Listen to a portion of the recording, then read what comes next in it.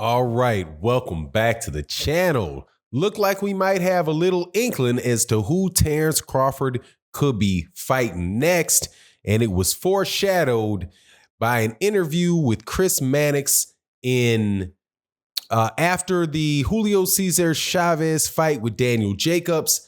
And now it has been public. The information has been, or the news has been broken rather, at least for me, by Mike Coppinger on his Twitter page that says that Goldenboy Promotions have made an offer to Top Rank to get Terence Crawford to fight on Dazn. Let's talk about who that is and what that means for the 154-pound division, as well as 147-pound division in this video.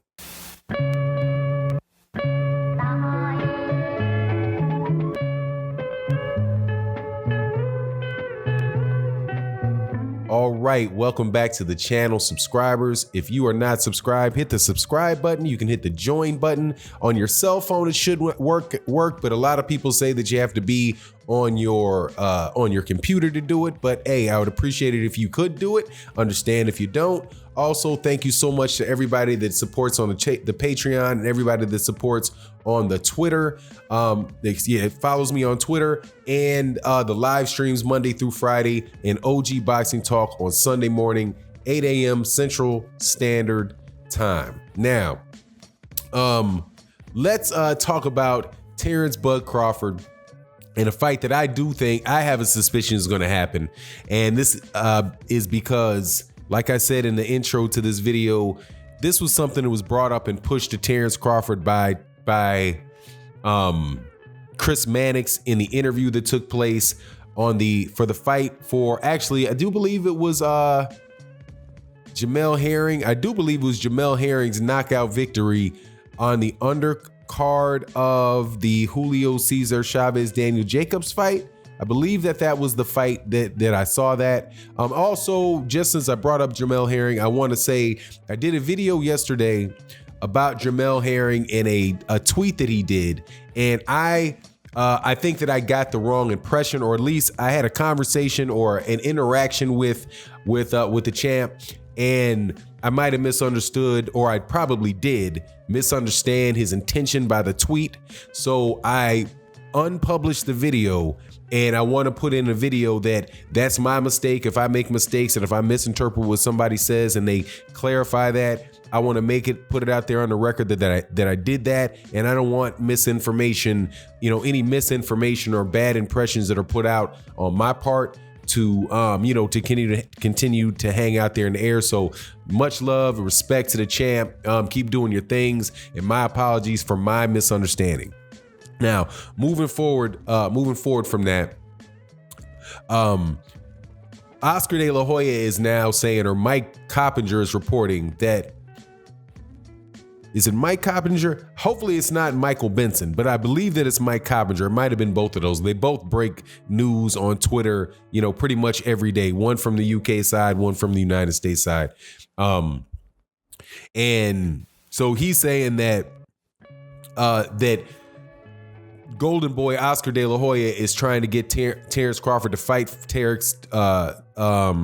Carlos Teixeira, and that would allow Bud Crawford to become a four-time champion, a 135-pound champion, 140, 147, and 154-pound champion. I think that's something that's more than likely going to take place, because that's about as good an option as Terence Crawford has. It's something that could put another accolade under his belt, something else to solidify this, this pound for pound thing, because he moves up, and fights in another weight class. So, I don't want to completely crap on the idea. But, for me, it rings if that was to take place, and I don't think that that's something that Terence Crawford is pushing for. It hasn't sounded like it's something that Terence Crawford is pushing for, but to me, it just comes off. It just is a little bit hollow. And the reason why I say that it's a little bit hollow is not because of Terence Crawford going up and beating Teixeira, though I do think Terence Crawford would move up and fight and beat Teixeira. Now, Teixeira, though, there is some there's some dynamics to that fight that have some danger for Bud Crawford. Teixeira is a big boy. Teixeira is a 5'11", 154 pounder. He's also somebody, I think he has one loss on his record, and that's a knockout loss to Curtis Stevens, Curtis Stevens, though, is somebody that is he was always kind of a small middleweight, but he's somebody with a lot of pop, and so he's a much bigger guy.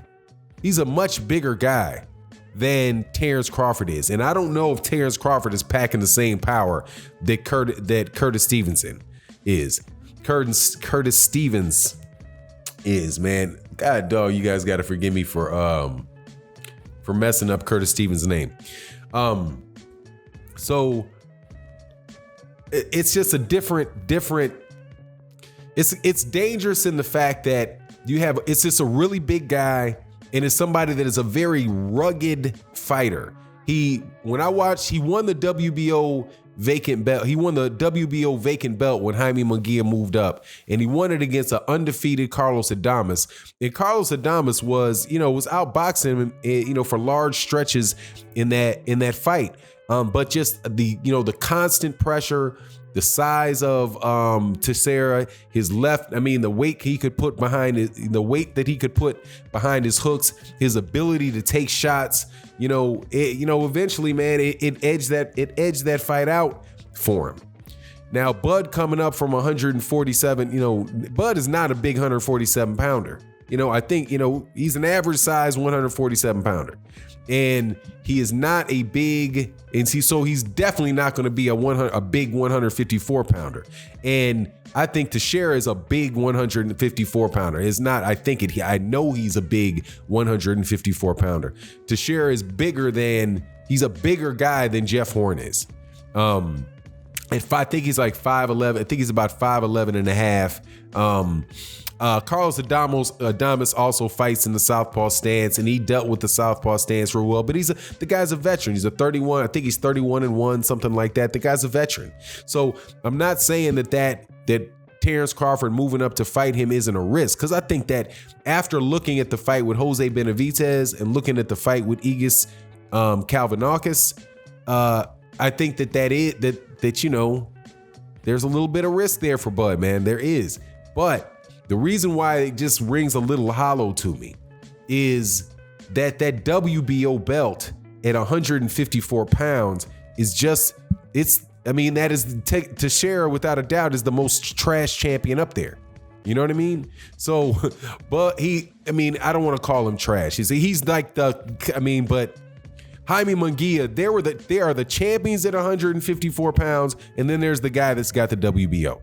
Okay, that's just what it is. All right. Just like that's what it was at 147 pounds when Bud moved to 147 pounds. There were the champions at welterweight. Then there's the guy that holds the WBO belt. And I believe that was the case even when Manny Pacquiao was holding it. Okay. There was the champion who was Keith Thurman. And then there was Manny Pacquiao, who held the WBO belt, who was very, very, influential, very, very well known, but at the time, nobody really thought that Manny Pacquiao was really the top 140 pound fighter. 147 pound fighter. And, I understand that he went on and beat Terence Crawford beat Keith Thurman down the road, but man, this is a Keith Thurman that sat out for 2 years. It's a Keith Thurman that sat out for 2 years, and a Keith Thurman, who had just had difficulties in one return match with a good fighter though, man. God, I always mess up this guy's name. God, man, who was the guy that he fought? Josecito Lopez, against a tough Josecito Lopez, but not a world breaker, not a world beater, Josecito Lopez. That, and quite honestly, man, I thought that fight with Keith Thurman, even with him going out, missing out 2 years, man, that was a very close fight. In boxing, a lot of times, man, when a guy wins a fight, people turn around and act like the fight was this one-sided massacre. And that wasn't the case with him, with Manny Pacquiao and Keith Thurman. But regardless, my subject is the WBO belt. The WBO belt at 147 pounds is, when Terence Crawford won, it was like, okay, yeah, you got it, but we'll wait to really, we're still waiting to see him fight the champions at 147 pounds. And through, no great fault of his own, he hasn't been able to fight one of them. Okay, we'll put it that way and agree to be friends as we go through this video. Now, but the 150 going up to 154 pounds, if he becomes a 154 pound champion, is he going to? More than likely, he's going to stay there, because I think that there's some stuff bubbling at 140 pounds is going to get Terence Crawford via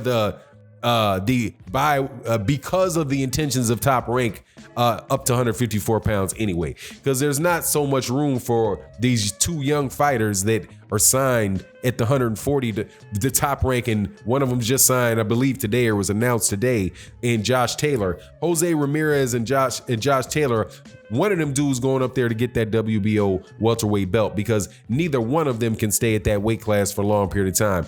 My belief is that it would be Josh Taylor going up to 140 pounds sooner than later. But I hope those two guys fight. It would be a war. Anyway, so that's a layup. I have a suspicion that this is going to happen for Terence Crawford, because it's Dazn money too. So Bob Arum can actually use Terence Crawford to put some more money in his own coffers, similar to what they did when they sent Vasily Lomachenko over to ESPN and they over to Dazn, and they sent Jose Ramirez over to Dazn as well for the Maurice Hooker fight. So you let me know what you think in the comment section, and with that, I'm out. Peace.